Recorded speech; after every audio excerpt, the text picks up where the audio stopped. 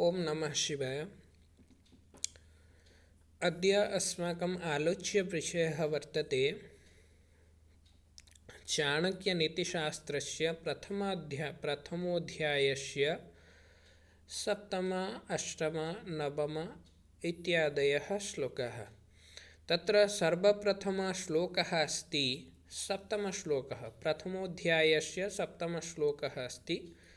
सर्वे पश्यन्तु। लिखितमस्ति आपदर्थे धनं रक्षेत् श्रीमतां कूत आपदः कदाचित् चलिता लक्ष्मीः सज्जितोऽपि विनश्यति। अपरं च वारं पश्यतु तदेव श्लोकम्। आपदर्थे धनं रक्षेत् श्रीमतां कूत आपदः कदाचित् चलिता लक्ष्मीः सज्जितोऽपि विनश्यति।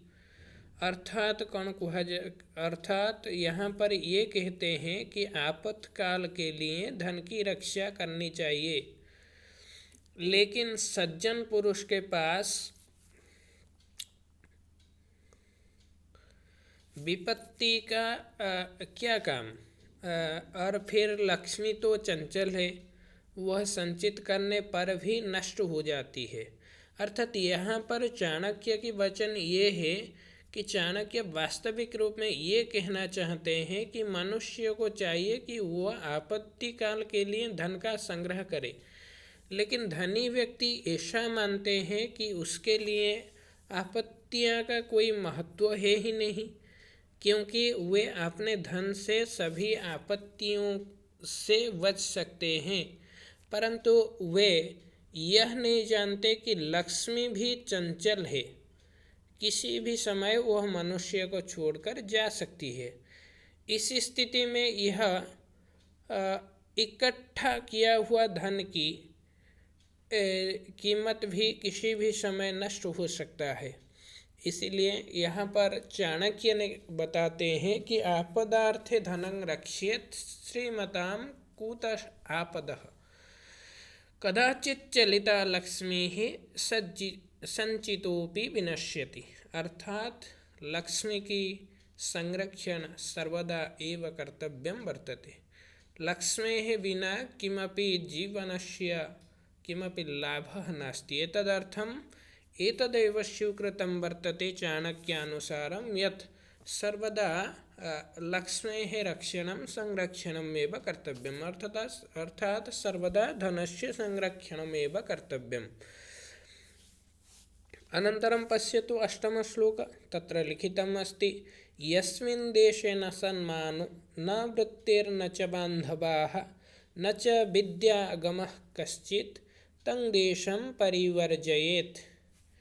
किम कथ्यते न यस्मिन् देशे न सम्मान, जिस देश में आदर सम्मान नहीं और नहीं आजीविका का कोई साधन, जहाँ कोई बंधु बांधव रिश्तेदार भी नहीं तथा किसी प्रकार की विद्या और गुणों की प्राप्ति की संभावना भी नहीं है, तो ऐसे देश को छोड़ ही देना चाहिए।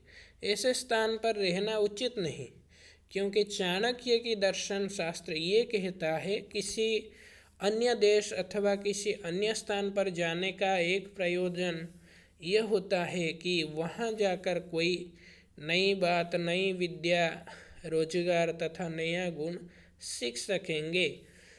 परंतु जहाँ इनमें से किसी भी बात की संभावना ही नहीं है, तो ऐसे देश, ऐसे स्थान में रहने की क्या लाभ। तुरंत इनको इस स्थान को ही छोड़ देना चाहिए। अर्थात यहाँ पर चाणक्य ने कहते हैं यस्मिन् देशे न सम्मानो न वृत्तिर्न च बान्धवाः न च विद्यागमः कश्चित् तं देशं परिवर्जयेत्। अर्थात यस्मिन् देशे न कोऽपि बन्धु न कोऽपि वृत्ति न कोऽपि विद्यागमन व्यवस्था तत्र स्थितस्य का आवश्यकता, तद्स्थान एव सदैव परित्याज्यं वर्तते। अनन्तरं नवम श्लोक अस्ति। तत्र कथ्यते श्रोत्रियो धनिकः राजा नदी वैद्यस्तु पंचमाः पंच यत्र न विद्यन्ते न तत्र दिवसं वसेत। अर्थात चाणक्य ने यहाँ पर 9वां श्लोक में ये कहते हैं कि जहाँ पर श्रोत्रिय अर्थात वेदज्ञ ब्राह्मण नहीं है, धनिक नहीं है, धनिक राजा वो भी नहीं होगा, और जहाँ पर नदी की संभावना ही नहीं है, और जहाँ पर वैद्य भी नहीं है, जहाँ पर ये 5 चीज़ नहीं है, उस स्थान को सर्वज्ञ व्यक्ति सर्वदा परित्याग कर देना चाहिए। अर्थात धनवान लोगों से व्यापार की वृद्धि होती है। वेद को जानने वाला ब्राह्मण धर्म की रक्षा करते हैं। राजा न्याय और शासन व्यवस्था को स्थिर रखता है, और जल तथा सिंचाई के लिए नदी की आवश्यकता, और जबकि रोगों से छुटकारा पाने के लिए वैद्य की आवश्यकता भी होती है। इसलिए चाणक्य ने कहते हैं कि जहाँ पर ये 5 चीज़ नहीं है, अर्थात जहाँ पर श्रोत्रिय ब्राह्मण, प्रथम श्रोत्रिय ब्राह्मण जहाँ पर नहीं है, धनिक नहीं है, जहाँ पर धनिक नहीं है, धनी व्यक्ति नहीं है, जहाँ पर राजा नहीं है, नदी नहीं है, वैद्य नहीं है, ये 5 जहाँ पर नहीं है, वो स्थान किसी भी व्यक्ति के लिए रहने की योग्य स्थान है ही नहीं। यथाशीघ्र उसको छोड़ देना चाहिए। अतः चाणक्यः कथयति यत् श्रोत्रियः धनिकः राजा नदी वैद्यस्तु पंच यत्र न विद्यते न तत्र दिवसं वसते। एक भी दिन वहाँ पर रहना जरूरी नहीं है। तो इसी प्रकार ये आज 7, 8 और 9 श्लोक में इसी प्रकार व्याख्या मिलता है। ओम नमः शिवाय।